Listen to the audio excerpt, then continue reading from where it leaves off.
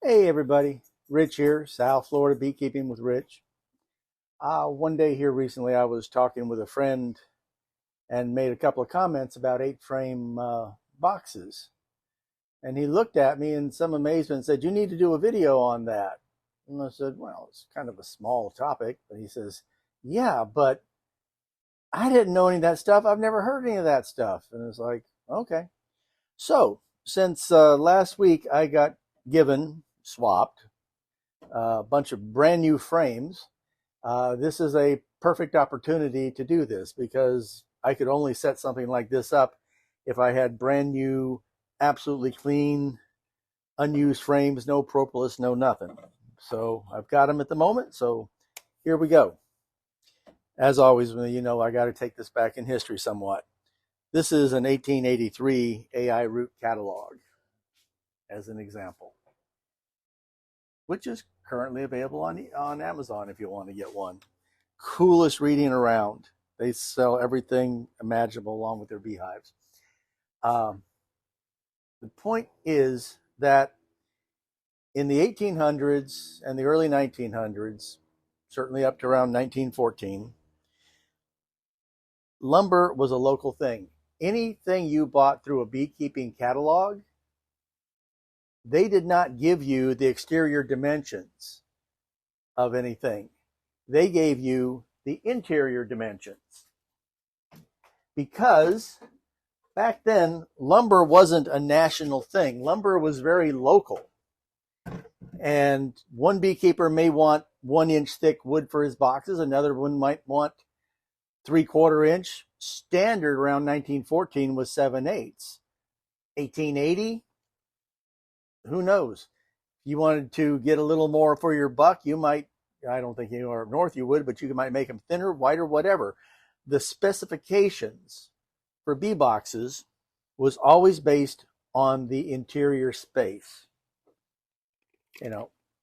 This is an example. Like this is 12.5 inches interior one side to the other. All right. Just want to make sure you understand that part of this. 1914, there was some standardization for the war effort. World War II is when standardization really came into play, and we have pretty much the standards that we still use today by 1924. Okay? And of course, it's kind of an aside if you understand that they cut a 2x4 to 2 inches by 4 inches green wood, then they let it dry, it shrinks. They then run it through planers and everything, and they lose more. In the lumber industry, they call that selling air. So a 2x4 isn't those dimensions. It is a standard dimension, but it's sold to us on its green dimension, not its dried dimension. In case you ever wonder why you're always getting gypped and buying air when you're buying wood. But anywho, let's get on with this. Langstroth 10 frames, well, that's a given. That's been a given for over 100 years. We're about 125 years at this point. Nobody's going to mess with the dimensions of a 10 frame Langstroth box. And Langstroth himself, just as an aside, he did a lot of work with 8 frame boxes. He thought they were better for the bees than 10 frame boxes, but the 10 and the 12 frame became the standard when people started producing honey. But when 8 frame hives started coming back into popularity, there was no standardization or agreement on what constituted an 8 frame box. Now, to make this point, here's building beehives for dummies. Okay?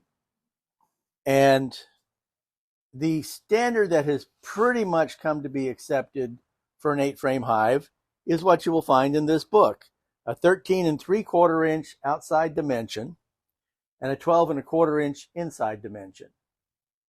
But look at this one: build your own beekeeping equipment. 13 3/8 as the outside dimensions of a box. 13 3/8, not 13 3/4. 3/8 of an inch disappeared on here. okay? Which means we have 11 7/8 inside. Now, which is better for the bee? I could make the argument that this 13 3/8 inch box is perhaps better for the bee. We'll get there in just a minute. Most of my equipment was originally bought from South Florida Bee Supply, and they use the 13 3/4 inch measurements, which are pretty much standard. So most of my equipment is this size right here, 13 3/4 inches outside to outside, and of course 19 7/8 this way. Nobody can mess with that. That remains constant throughout all of this. But if you do that, here's 8 brand new frames, and here's the space next to them. And it's just enough space for the frame without the shoulders. So you can see that. Now, one day I was looking at Man Lakes, and there was a flat pack deal for 5 unassembled medium boxes that I could not pass up. It was just too good. And so I got this 5-box flat pack and I assembled them. And I didn't think anything of it. I was just making sure they were all square. Well, this is one of those boxes. And at this point, this thing is like 6 years old. Well, there's your 8 frames. And in case you're not noticing it, there is enough space. Pull that out. There is enough space here that you can actually slide. It's upside down. Yes, dear. Of course, it's upside down. You can slide. I gotta get this right. There we go. You can slide that one in there. You can actually wedge 9 frames in there. Would you want to be doing that necessarily? I don't think so. Now, what I finally figured out, of course, was once I noticed this problem, it's not really a problem, but once I noticed it, is obviously these were meant to be honey supers. And they were meant for them to be spaced out so that there was like 1/4 of an inch between the frames so that the bees could build fatter comb. You use one of those plunge things. But since I've never really found one of those plunge things for an 8-frame box, and I've tried several times to cut down the 10 framers and make it work and never did. So, but this is what they were actually intended for, was to space them out like this, and you get more honey in an 8-frame box that way. Now, the other side of that coin, though, is that 1 3/8 is a compromise.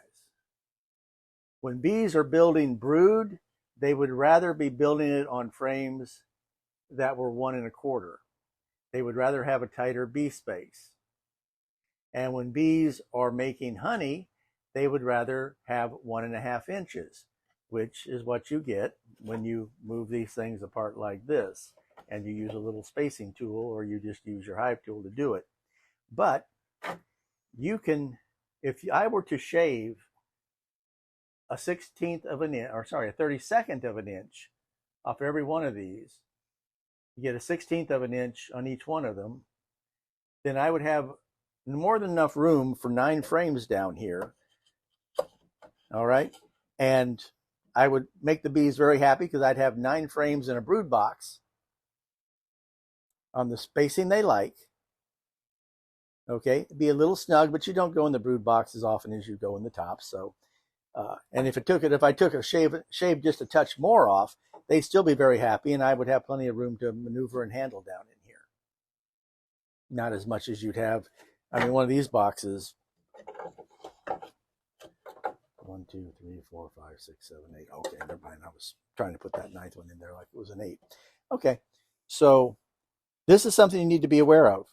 I just was on both Man Lake and Dadant's websites, and Man Lake isn't even offering any 8-frame boxes at the moment. Lots of 8-frame equipment, but they seem to be out of boxes at the moment. I didn't see anything actively listed. Dadant's, they don't anywhere tell you what the dimensions of the box are, exterior or interior. You got to take it on faith. Now, is this a big deal? Not so much, but yeah. When I've used these dark blue painted boxes, and they're painted this color so I don't put these in rotation. If I use one of these as a bottom box and the box is sitting on top or out here, these start rotting. This whole corner here, for instance, has been repaired. Uh, that little extra water that sits there in our tropical humid climate makes a big difference, actually. When you get your boxes lined up and you've always got to have that overlap like this, not a great thing. Now, if you're doing this intentionally and you're using 13 3/4 inch boxes for your brood boxes, and you're putting these 14-inch boxes on top of that for your honey supers so that the overlap goes that way, hey, you get more honey, hopefully, presumably, and you get a nice little drip line right there, and it would probably work just fine. But you need to know which boxes are which, either by your paint pattern or something you stamp on them or whatever. And if you think, well, Rich, that was 6-7 years ago. Everything now is different. As I went in there to do a little research today, there is a company called Maybe Hives. That's capital M-A-Y, capital B-E-E, Hives, an Amazon company, that are making their boxes. They did give me the exterior dimensions, 14 1/4, which means that their interior is 12 1/4. I could put 9 frames in one of their boxes and still have room left over without even trimming anything off. And if I were to trim off so that all the bees had 1/4 inch, or that 1/4 inch working space instead of 3/8 inch working space, I would have a normal amount of working room on the side, and I'd have 9 frames in there. Or alternately, I could space these out a whole lot further on a top super and make a whole lot more honey that way. These are being produced that way today. And the wild card in all of this, which I don't have any way of really figuring out, is how much of this stuff's coming in from China and even European countries, and it's being cut to a metric dimension. And if they're cut into a metric dimension and they're shaving a tiny bit off, or are they cut into a metric dimension and giving us another sliver of wood? I don't know. But in case you're frustrated from time to time, this may be the reason. I had some odd shaped pieces of plywood one day, no real square pieces of them. There was just something I pulled out of the trash. And it's like, yeah, I want to make some boards. And I plopped a hive down on top of it, drew it out, cut the stuff out, and proceeded to make up some lids. And the lids were kind of a tight fit. And it's like, well, that doesn't make any sense. The lids shouldn't be a tight fit because I was cutting to the outside of the line. But I was doing it with a 13 3/4 inch box, and I was trying to put that lid on a 14-inch box, which is when I figured out that, wait a minute, one of these things is not like the other. So make of it what you will, do with it what you will. Boxes with an exterior dimension of 14 inches are certainly going to make you good honey supers, as long as you can find yourself one of those things that spaces in them like this, or you're willing to take the time every time you're in the box to respace everything the right way. I would suggest taking a piece of a shim and just making a little shim with a mark on it so that you can just kind of boom, boom, boom across there. It's a whole lot better than trying to eyeball them. But whatever. Or you can, of course, use these wider boxes in your brood box if you want to try going with shaving off the shoulders. In case you're wondering, I have done it. I'm very successful with it. All I do is put my belt sander in a vise, and I just touch, touch, touch, touch, and I'm done. And bing, bang, boom, you can drop 9 frames in an 8-frame box very comfortably. Does that limit where you can use those frames, or is it still okay to space them out and use them in the honey super? It's really not. If you push come to shove and you're desperate and it's what you got, you do what you got to do with what you got. If I make more of those, that was an experiment I tried last year and was very successful, but some of them got given away with boxes.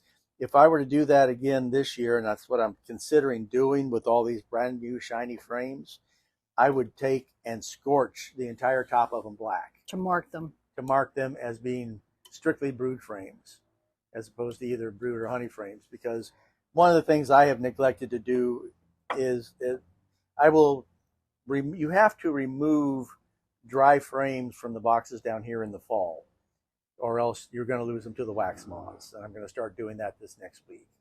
I've got to go into the boxes. I've got to start reducing everything down. So I'm going to be pulling out frames of empty comb that were from the brood.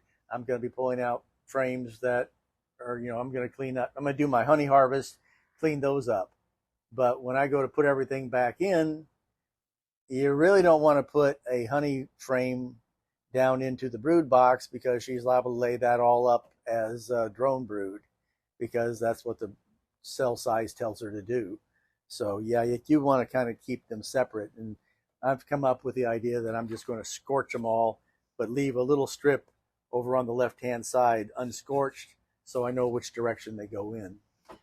Well, a lot of people date the tops of their frames. Some people put arrows on them to indicate which side they face. Yeah, we put arrows on them all the time, but I just figure if I'm scorching them, that arrow is not going to be as visible, particularly once they start getting dirty with propolis and wax and everything else on them. So I'm just going to make it easy, keep it simple, stupid, and scorch the whole top of them. But that's it. That's what I wanted to tell you, is that not all 8-frame boxes are made the same. It's a crapshoot out there. Most everything is 13 3/4. Every piece of hardware that I pulled out and measured today, all was 13 3/4. So at least most people realize that, standardization for that seems to be 13 3/4. This is 13 3/4, but all these deep blue boxes, there's one there, that's a light blue. There's one that's actually in use out there. Last couple of years, I've only been using these as swarm traps. This last year, I went to buckets, and these have just been sitting there because I didn't want to put them in rotation unless I was desperate. But that's probably why they were on such deep sale. They were probably on a great deal because they bought them. I don't even know if they would have measured them. They probably got them in from some contractor, and all they did was pass it on. Mm. Who knows if anybody even measured anything? Because apparently there's logical, there's certain philosophy differences, and 3/8 of an inch is all that separates all of this. Not a big deal, except it is a big deal when it's the difference between being able to put this frame in, zip over here like that, even if I am wedging it, and this one, which, you can only just drop into the shoulder. That's a big deal. It really is. Okay, now I'm going to get back to what I told you I was going to get back to a minute ago, making the argument that perhaps Pisano, yeah, that's the way he pronounces it, could be a little bit more correct with his 13 3/8. So a little bit of math. And I love this bit of math for an 8-frame hive, because a frame is 1 3/8. That's 8/8 plus 3/8. That's 11/8. So a frame is 11/8. There are 8 frames. So 8 times 11 is 88 eighths, or 11 inches. So this space right here, from there to there, is 11 inches. All right. I can put it on there just to make sure. Yep, there we go. We're right at 11 inches. All right, because we're measuring out to here. So it actually looks just a little more like 11 1/8 inches right there. Okay. And technically speaking, you should think that, well, then the right way to do this is 11 inches and 3/8 inch on this side and 3/8 inch on this side. Should have brought myself a hive tool, I guess. For bee space. So that you have bee space, and that's tightened up. Now, even Langstreth didn't think in that way, because he knows, he was a beekeeper. He knew that their propolis was going to get into everything. And in his 8-frame boxes, Langstreth allowed for 12 inches. Okay? But